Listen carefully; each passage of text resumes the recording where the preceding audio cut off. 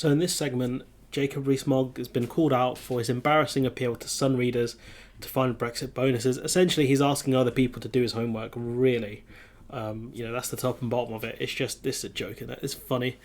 So Mogg has been called out for his embarrassing appeal to the public, asking them to help find Brexit bonuses. I mean, let's not forget here, people complained about bendy bananas, bats in attics, low power vacuum cleaners and kettles, and I think hair dryers. I mean, people come up with the weirdest things to talk about, what our freedoms could be once we've left the EU. So asking readers of The Sun to help you is not going to work, because they're going to no doubt point to government regulations that are problems and not EU ones. It's going to be so fun.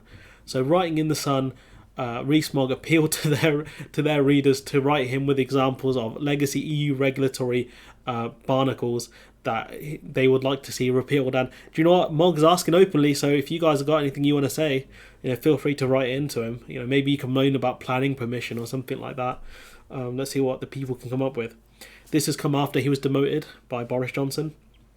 In his article, he said, "You are the ones who know the red tape. Bind your hands. And to do my job, I need your wisdom." The wisdom of Sun readers, really, bro. And,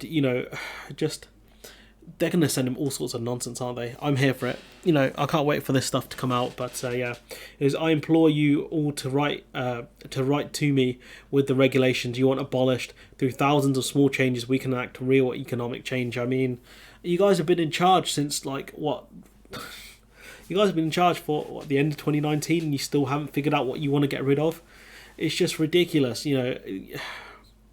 This is because Boris Johnson's looking to appease the hardline in his party who want rapid deregulation and other things, because they're going to see the UK as a Brussels on the Thames. We'll talk about that article at some point once I've got through all the other ones. Point being is that this is just funny, asking Sun readers to do your work. I mean, if the Brexit benefits are there for all us to see, if the deregulation is clear what you want to get rid of, why don't you do it then? Why do you need help? Mike Goldsworthy, founder of the Scientists for EU, said the article is embarrassing, far from the first call out to public business to help government find Brexit opportunities. The government has been called out by the Telegraph for not deregulating on green bills. Because Boris Johnson wants to adhere to his net zero targets in 2050. Rees-Mogg has also claimed that the speed of the vaccine rollout was an example of a Brexit bonus, even though that's not true, because we were a part of the EU once the vaccine was authorised. He wrote suffocating EU procurement rules were torn up by the vaccine task force. I mean, not by the vaccine task force, not really, because Hungary got the Russian vaccines even though they weren't authorised by the EU, and the bureaucratic treacle was melted by Dame Kate Bingham. That's not true at all. And let's not forget here that when it came to procurement, the government got rid of the procurement laws, and we end up wasting billions of pounds on PPE that was unusable. Did you forget that? Because I didn't. So maybe we need these regulations in place for a reason. Luke McGee, a CNN contributor, said, "I'm sorry I bore on about this every week, but it's a lie. That needs to be stamped out every time the Prime Minister says it. Brexit did not make the vaccine rollout faster. The UK approved vaccines while still in the EMA is simply untrue. The UK has a relatively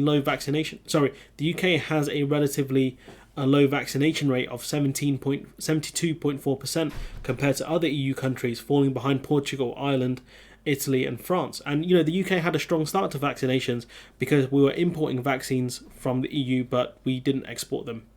That's why." Commenting on Mogg's letter, SNP MP Dr. Philippa Whitford said the latest political stunt from the recently demoted minister demonstrates how out of touch he is with the reality of Brexit, which has actually caused an explosion of red tape for any businesses trading with the EU, which is true. For us to export to the EU, it's a nightmare. Once we start doing more deregulation, it's going to get worse, because they're going to have to prove that the goods that they're trying to sell into the EU are up to EU standard.